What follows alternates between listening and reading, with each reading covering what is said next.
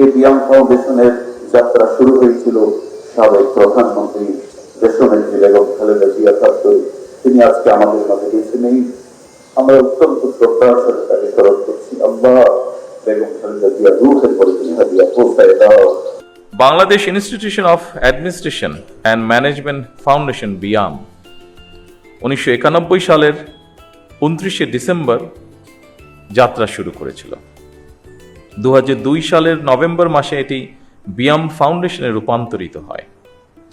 আজ সেই ফাউন্ডেশনের ট্রেনিং কাম ডরমিটরি ভবনের উদ্বোধন।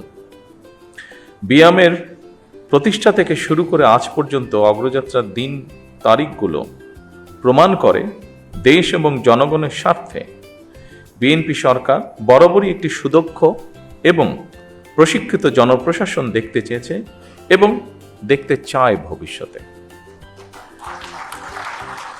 সুতরাং আজ বিয়াম ফাউন্ডেশনের ট্রেনিং কাম ডরমিটরি ভবনের ভিত্তিপ্রস্তর স্থাপন কেবল একটি ভবনের ভিত্তিপ্রস্তর স্থাপনই নয়, বরং এটি প্রশাসনিক সক্ষমতা উন্নয়ন, প্রশাসনিক নেতৃত্ব গঠন এবং মানব সম্পদ বিকাশের একটি দীর্ঘমেয়াদী রাষ্ট্রীয় অঙ্গীকারেরই প্রতিফলন। আজ যে ট্রেনিং কাম ডরমিটরি ভবনের ভিত্তিপ্রস্তর স্থাপন করা হচ্ছে তা ভবিষ্যতে প্রশাসনিক নেতৃত্ব গঠনের একটি গুরুত্বপূর্ণ মাইল ফলক।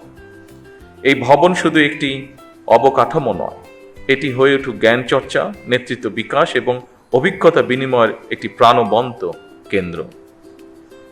দক্ষ মানব সম্পদ তৈরি বিয়ামের অন্যতম একটি লক্ষ্য। বিশেষ করে সরকারি কর্মে নিয়োজিত মানব সম্পদকে আধুনিক প্রশিক্ষণের পাশাপাশি প্রযুক্তির সর্বোত্তম ব্যবহারে সক্ষম করে গড়ে তোলা অত্যন্ত জরুরি। তারই ধারাবাহিকতায় বর্তমান সরকার মেধা নির্ভর, আত্মবিশ্বাসী, সৃজনশীল ও দায়িত্ববান মানব সম্পদ গড়ে তুলতে বদ্ধপরিকর।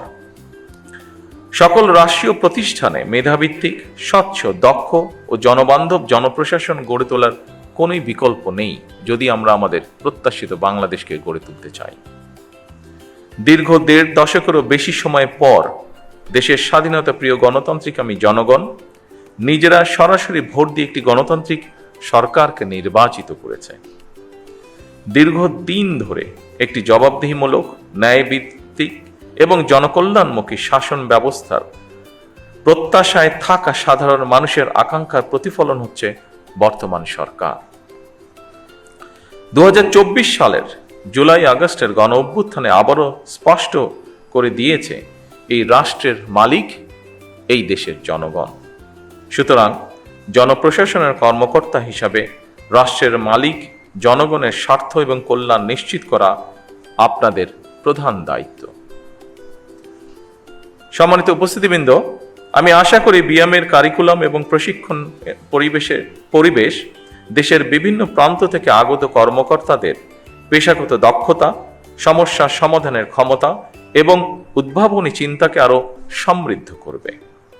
আধুনিক প্রশাসনে দক্ষতা মানে শুধু নিয়ম জানা নয়, বরং প্রযুক্তির ব্যবহার, তথ্য বিশ্লেষণ, দ্রুত সিদ্ধান্ত গ্রহণ এবং জনসেবায় সৃজনশীল দৃষ্টিভঙ্গি।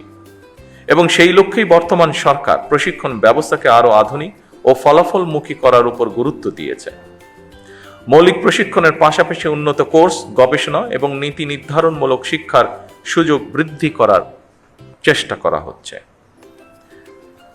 ফ্যাসিবাদী শাসনামলে আপনারা যথাযথভাবে সেই দায়িত্ব পালন করতে পেরেছিলেন কিনা পালন করতে সক্ষম হয়েছিলেন কিনা, এই মুহূর্তে সেই প্রশ্ন না তুলে আমি আপনাদেরকে এই মুহূর্তে বর্তমান গণতান্ত্রিক সরকারের পক্ষ থেকে একটি বার্তা দিতে চাই, এবং তা হলো দেশ এবং জনগণের কাছে আমাদের যেই প্রতিশ্রুতি দিয়ে এসেছি আমরা, এসব স্রেফ রাজনৈতিক প্রতিশ্রুতি নয়, বরং জনগণের সঙ্গে করা আমাদের চুক্তি। জনগণ আমাদের ইশতেহারের পক্ষে রায় দিয়েছে। সুতরাং বর্তমান গণতান্ত্রিক সরকার নির্বাচনী ইশতেহার এবং জনগণের সামনে স্বাক্ষরিত জুলাই সনদের প্রতিটি দফা, প্রতিটি অঙ্গীকার অক্ষরে অক্ষরে বাস্তবায়ন করতে সরকার বদ্ধপরিকর। আমি আশা করি আপনারা আপনাদের মেধা ও যোগ্যতা দিয়ে জনগণের কাছে দেওয়া সরকারের প্রতিটি প্রতিশ্রুতি দক্ষতার সঙ্গে বাস্তবায়ন করতে ভূমিকা রাখবেন। জনগণ আমাদের উপর যে আস্থা রেখেছে সেই আস্থার মর্যাদা রক্ষা করতে হলে প্রতিটি ক্ষেত্রে স্বচ্ছতা, জবাবদিহিতা এবং নৈতিকতার দৃঢ় চর্চা নিশ্চিত করা প্রয়োজন। সম্মানিত সকল উপস্থিতিবৃন্দ, আপনারা রাষ্ট্র পরিচালনার সর্বোচ্চ প্রশাসনিক স্তরে অবস্থান করছেন। আপনারা যে দায়িত্ব পালন করেন তা কেবল নথিপত্র পরিচালনা বা প্রশাসনিক তদারকির মধ্যেই সীমাবদ্ধ নয় অবশ্যই, বরং আপনার রাষ্ট্রযন্ত্রের কার্যকারিতা, ধারাবাহিকতা ও স্থিতিশীলতার প্রধান ভিত্তি। একটি শক্তিশালী, জবাবদিহিমূলক, আইনসম্মত এবং জনবান্ধব রাষ্ট্র ব্যবস্থা গড়ে তোলার ক্ষেত্রে আপনারাই হচ্ছেন সেই মূল চালিকা শক্তি, যাদের পেশাদারিত্ব, দক্ষতা, নৈতিক দৃঢ়তা ও প্রশাসনিক প্রজ্ঞার উপরে একটি জাতির উন্নয়ন বা ভাগ্য নির্ভর করছে। আপনাদের প্রতিটি সিদ্ধান্তের প্রভাব কখনো একটি পরিবারে, কখনো একটি অঞ্চলে, কিংবা কখনো পুরা জাতির উপরে পড়ে। সেই কারণে আপনাদের দায়িত্ব স্রেফ প্রশাসনিক নয়, বরং অত্যন্ত গুরুত্বপূর্ণ নৈতিক এবং সাংবিধানিক দায়িত্ব। উপস্থিতিবৃন্দ, বর্তমান সরকার মেরিটোক্রেসির বাংলাদেশ বিনির্মাণে প্রতিশ্রুতিবদ্ধ। রাষ্ট্রযন্ত্রের নিয়োগ, বদলি, পদোন্নতির ক্ষেত্রে মেধা, সততা, সৃজনশীলতা, দক্ষতা এবং অভিজ্ঞতাই এইগুলোকেই আমরা প্রধান বিবেচ্য হিসাবে গ্রহণ করতে চাই।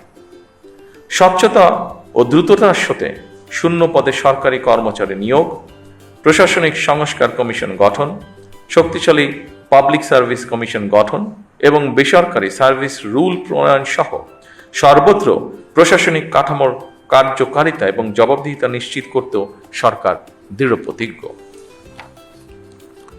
সম্মানিত উপস্থিতিবৃন্দ, বিশ্ব এখন আর্টিফিশিয়াল ইন্টেলিজেন্সের যুগে প্রবেশ করেছে। সুতরাং বৈশ্বিক প্রতিযোগিতায় টিকে থাকতে হলে জনপ্রশাসনের কর্মকর্তাদেরকেও সময়ের সঙ্গে মোকাবেলায় নিজেদেরকে প্রস্তুত রাখা অত্যন্ত প্রয়োজন। চতুর্থ শিল্প বিপ্লবের এই যুগে কৃত্রিম বুদ্ধিমত্তা, অটোমেশন এবং ডিজিটাল প্রযুক্তির ব্যবহার আমাদের প্রশাসনকে আরও দক্ষ, স্বচ্ছ এবং জবাবদিহিমূলক করে তুলবে। আমাদের লক্ষ্য ভবিষ্যতে সকল সরকারি সেবা তথ্য প্রযুক্তির মাধ্যমে নাগরিকদের দোরগোড়ায় পৌঁছে দেওয়া।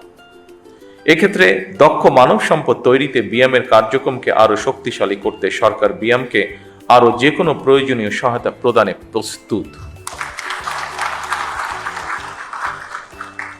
প্রতিযোগিতামূলক বিশ্ব ব্যবস্থায় ব্যবসা বাণিজ্যের প্রসার এবং সহজীকরণে সিঙ্গেল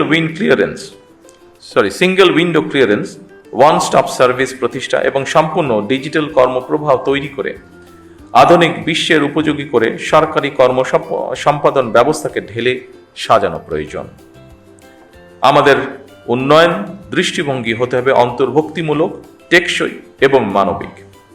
আমরা একটি বাংলাদেশ গড়তে চাই যেখানে উন্নয়নের সফল সমাজের প্রতিটি স্তরে ধীরে ধীরে পৌঁছবে। বৈষম্য কমে আসবে, এক পর্যায়ে ইনশাল্লাহ থাকবে না।